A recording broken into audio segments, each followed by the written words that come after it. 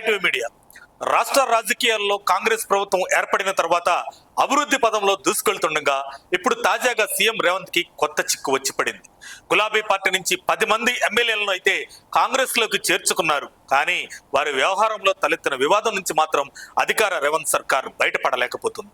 దాదాపు ఏడాది కాలంగా ఈ ఫిరాయింపుల వ్యవహారం రాజకీయంగా మూలుగుతూనే ఉంది. ఎప్పటికప్పుడు వాయిదా పడుతూనే ఉంది. రాజకీయంగా ఈ విషయాన్ని ఎదుర్కొనే క్రమమైతే బాగానే ఉండేది. కానీ బీఆర్ఎస్ పోయి న్యాయ వ్యవస్థను ఆశ్రయించింది. పట్టర పట్టు ఉడం పట్టు అన్నట్టే బీఆర్ఎస్ వ్యవహరిస్తుంది.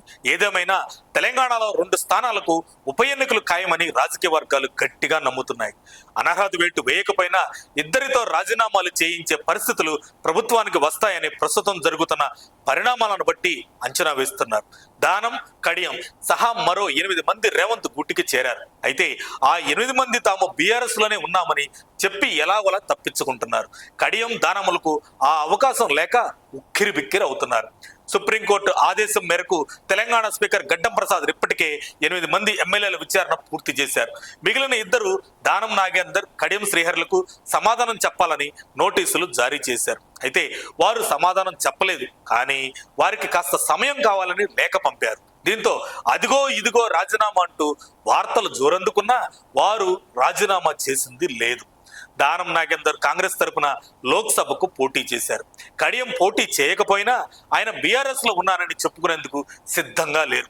తాను కాంగ్రెస్ లో చేరానని స్పీకర్కు లిఖితపూర్వకంగా చెప్పేందుకు ఇష్టపడటమూ లేదు. మామూలుగా అయితే అధికార పార్టీలోకి ఫిరాయించిన ఎమ్మెల్యేలకు ఎలాంటి సమస్యలు ఉండకూడదు. కానీ సుప్రీంకోర్టు ఎంట్రీతో కోర్టుకు ఎదురెళ్లే ఉద్దేశం లేకపోవడంతో ఎలా ముందుకెళ్లాలో తెలియక ఆ ఇద్దరు కింద మీద పడుతున్నారు. 4 వారాల తర్వాత సుప్రీంకోర్టు స్పందన బట్టి స్పీకర్ నిర్ణయం తీసుకుంటారు. సుప్రీంకోర్టు నిర్ణయం తీసుకొని తీరాల్సిందేనని స్పష్టం చేస్తే అప్పుడు 8 మందిపై పిటిషన్లు తిరస్కరించి ఇద్దరి దగ్గర రాజీనామాలు తీసుకుని ఆమోదించే అవకాశాలు ఉన్నాయి. అంటే ఉప ఎన్నికలు వస్తాయన్నమాట. నిజానికి ఇలా స్పీకర్ ఆమోదిస్తే చట్టంలో లేకపోయినా సుప్రీంకోర్టు ఉత్తర్వులను స్పీకర్ పాటించినట్లవుతుంది. ఇదే సంప్రదాయం కొనసాగుతుంది. అందుకే రాజ్యాంగ నిపుణులు కూడా జరగబోయే పరిణామాలపై ఆసక్తిగా ఉన్నారు. ఉప ఎన్నికలు వస్తాయని కేటీఆర్ గతంలో హెచ్చరిస్తూ ఉండేవారు. ఎలా వస్తాయని రేవంత్ ప్రశ్నించేవారు. గతంలో రాని ఉప ఎన్నికలు ఇప్పుడు ఎలా వస్తాయని ఆయన ఎదురు ప్రశ్నించేవారు. అప్పట్లో ఫిరాయించిన ఎమ్మెల్యేలతో మంత్రులుగా కూడా ప్రమాణం చేయించారు. అప్పుడు వారిపై అనర్హత వేటు పడలేదు. కానీ ఇప్పుడు రేవంత్ మాత్రం సరిగ్గా డీల్ చేయలేకపోతున్న పరిస్థితులు కనిపిస్తున్నాయి. పార్టీ మారి వచ్చిన ఎమ్మెల్యేలు ధైర్యంగా తాము కాంగ్రెస్ అని చెప్పుకోలేకపోతున్నారు.